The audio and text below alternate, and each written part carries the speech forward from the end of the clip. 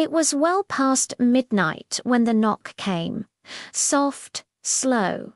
3 distinct taps on the old wooden door. Everyone in the house was fast asleep, my parents, my little brother, everyone except me.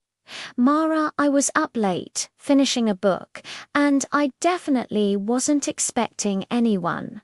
My heart started to pound in my chest. Who would be out this late, especially in this weather?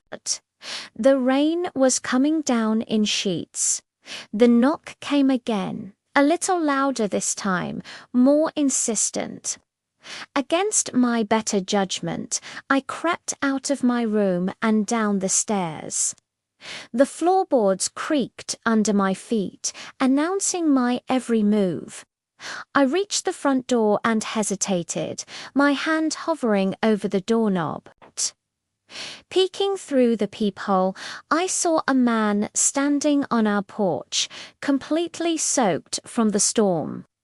His clothes were dark and heavy with rain, and his hair was plastered to his forehead.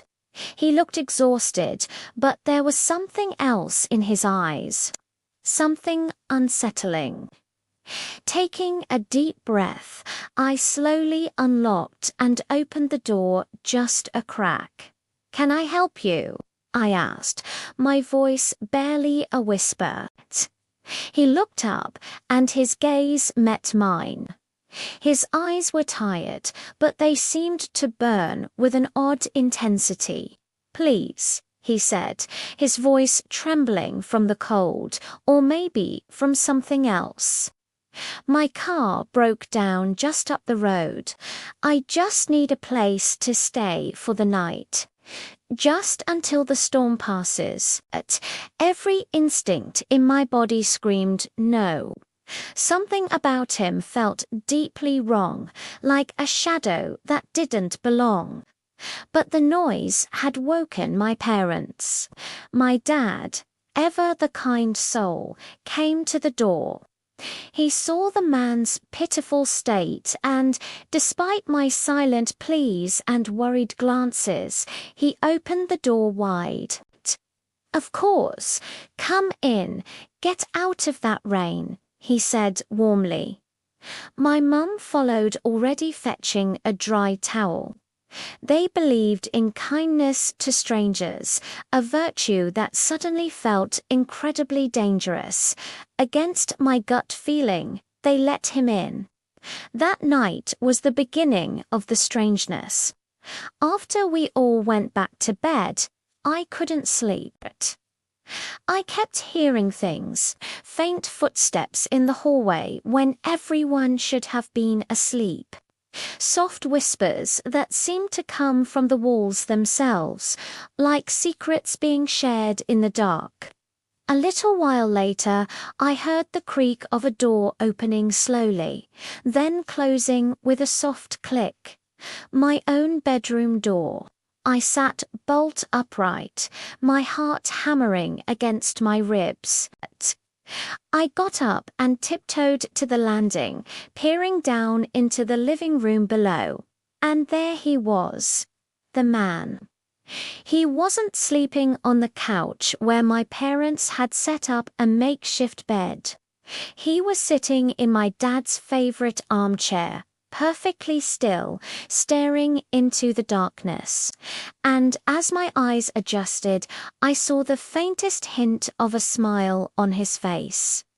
It wasn't a friendly smile. It was chilling. I must have drifted off at some point, because the next thing I knew, the first light of dawn was filtering through the windows.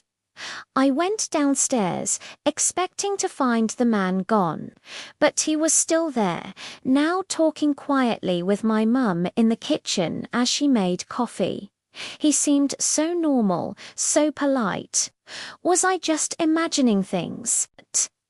Later that day, I was dusting the photos in the hallway, a chore I usually hated. My fingers traced over an old faded family picture from years ago, back when I was just a little kid.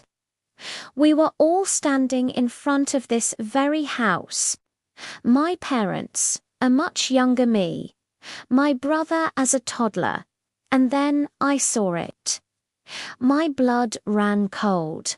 Standing slightly behind my dad with one hand on his shoulder was him, the man, the unwanted guest he was in the photo, smiling that same unsettling smile, but he hadn't aged a single day. I ran to my parents, showing them the picture, my hand shaking. "Who is this?" I asked, pointing to the man. They just looked at me, confused. They didn't remember him. No one did. Who is this unwanted guest? And how is it possible that he's already a part of our family's history, a memory that only he and a single photograph seem to hold? The truth is far more terrifying than a stranger at the door. Stick around for part